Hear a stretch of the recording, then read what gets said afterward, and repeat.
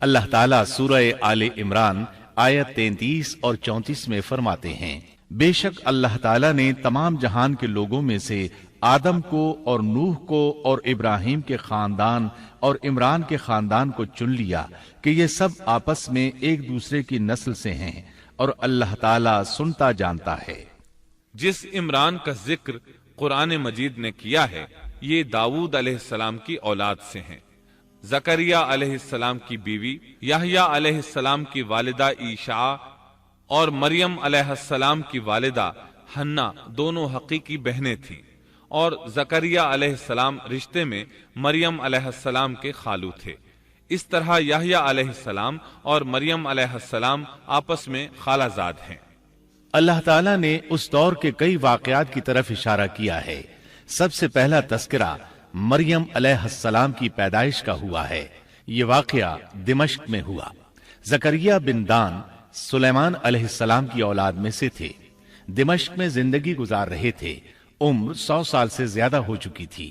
اس قصے کی ابتدا قرآن مجید نے عمران کی بیوی سے کی ہے۔ وہ مریم علیہ السلام کی ماں اور عیسیٰ ابن مریم کی نانی ہیں۔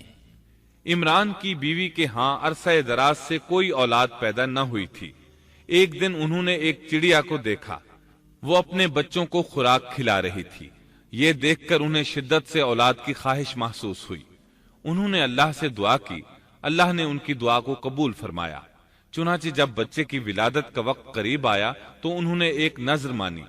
سورہ آل عمران آیت 35 میں اللہ تعالیٰ فرماتے ہیں، جب عمران کی بیوی نے کہا، اے میرے رب، میرے پیٹ میں جو کچھ ہے اس سے میں نے تیرے نام آزاد کرنے کی نذر مانی ہے، تو میری طرف سے قبول فرما، یقیناً تو خوب سننے والا اور پوری طرح جاننے والا ہے۔ انہوں نے اللہ تعالیٰ سے اولاد کی دعا کی۔ اللہ تعالیٰ کے حکم سے جب انہیں بچہ پیدا ہونے کی امید ہوئی تو انہوں نے نذر مان لی کہ جس بچے کو جنم دوں گی اسے اللہ کے لیے آزاد چھوڑ دوں گی تاکہ وہ بیت المقدس کی خدمت کرے۔ زکریہ علیہ السلام اور آل عمران بیت المقدس کی طرف نقل مکانی کر چکے تھے۔ بیت المقدس یہودیوں کی عبادت گاہ تھی۔ یہ ان کا طریقہ تھا کہ اپنی اولاد کے بارے میں بیت المقدس کا خادم بنانے کی نذر مانا کرتے تھے۔ بچہ پیدا ہوتا تو علماء کے سپرد کر دیتے، وہ اسے تورات پڑھاتے تاکہ وہ عبادت کرنے والا بن جائے، بیت المقدس کی خدمت کرے۔ لیکن ان کے ہاں بچی پیدا ہوئی۔ بچیوں کو تو خدمت کے لیے وقف نہیں کیا جاتا تھا۔ سورہ آل عمران آیت 36 میں ہے، جب بچی پیدا ہوئی تو کہنے لگیں، پروردگار میرے ہاں تو لڑکی ہوئی ہے، اللہ تعالیٰ کو خوب معلوم ہے کہ کیا اولاد ہوئی ہے، اور لڑکا لڑکی جیسا نہیں، میں نے اس کا نام مریم رکھا ہے، میں اسے اور اس کی اولاد کو شیطان مردود سے تیری پناہ میں دیتی ہوں۔ عمران کی بیوی حیرت میں پڑ گئیں کہ انہوں نے تو نذر مان رکھی ہے اور اب لڑکی کو تو بیت المقدس کی خدمت کے لیے وقف نہیں کیا جا سکتا۔ ان کے خاوند عمران بیت المقدس کے عابدوں میں سے تھے۔ بیوی نے ان سے مشورہ کیا، طے ہوا کہ بچی کو ہی خدمت کے لیے وقف کر دیا جائے۔ عمران کی بیوی بچی کو بیت المقدس میں لے آئیں۔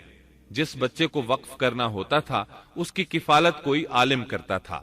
عابدوں میں اس وقت یہ جھگڑا پیدا ہوا کہ اس بچی کی کفالت کون کرے گا۔ اس کے لیے آخر یہ طریقہ طے کیا گیا کہ وہ سب اپنا اپنا قلم پانی میں پھینکیں گے، جس کے قلم پر کچھ ظاہر ہو وہ اس کا کفیل بن جائے گا۔ چنانچہ سب نے اپنے قلم پھینک دیے، وہ پانی کے بہاؤ کے ساتھ بہنے لگے، جبکہ زکریہ علیہ السلام کا قلم پانی کے بہاؤ کی مخالف سمت بہنے لگا۔ اللہ تعالیٰ سورہ آل عمران آیت 44 میں فرماتے ہیں، تو ان کے پاس نہ تھا جبکہ وہ اپنے قلم ڈال رہے تھے کہ مریم کو ان میں سے کون پالے گا، اور نہ تو ان کے جھگڑے کے وقت ان کے پاس تھا۔ اس طرح زکریہ علیہ السلام کفیل قرار پائے۔ مریم علیہ السلام نے بہت اچھی پرورش پائی، وہ بہت تیزی سے پروان چڑھی۔ آپ کا جسم مضبوط اور خوبصورت تھا، بہت نیک اور عبادت گزار تھی، عورتوں میں سب سے زیادہ سچ بولنے والی تھی۔ اللہ تعالیٰ نے انہیں اپنی کرامات سے نواز رکھا تھا۔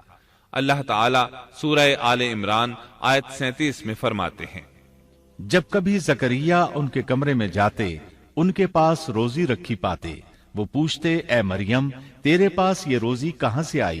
وہ جواب دیتی کہ یہ اللہ کے پاس سے ہے، بے شک اللہ تعالیٰ جسے چاہے بے حساب رزق دیتا ہے۔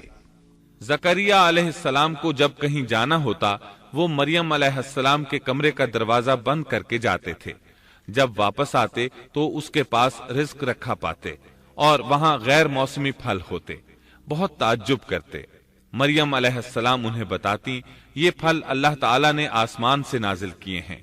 اللہ تعالیٰ سورۃ المائدہ آیت 75 میں فرماتے ہیں، اور عیسیٰ کی والدہ ایک راست باز عورت تھی، اسی لیے ان کے ہاتھ پر بہت سی کرامات ظاہر ہو رہی تھیں۔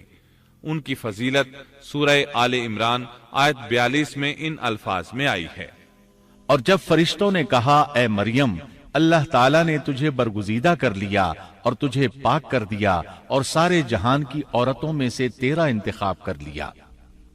سورۃ المائدہ آیت 75 میں ہے، مسیح ابن مریم پیغمبر ہونے کے سوا اور کچھ بھی نہیں، اس سے پہلے بھی بہت سے پیغمبر ہو چکے ہیں۔ اس کی والدہ ایک راست باز عورت تھی۔ نبی کریم صلی اللہ علیہ وسلم نے فرمایا، اپنے زمانے میں مریم علیہ السلام سب سے افضل عورت تھیں، اور اس امت میں خدیجہ رضی اللہ عنہا سب سے افضل عورت ہے۔ بہت سی احادیث میں 4 عورتوں کی فضیلت آئی ہے۔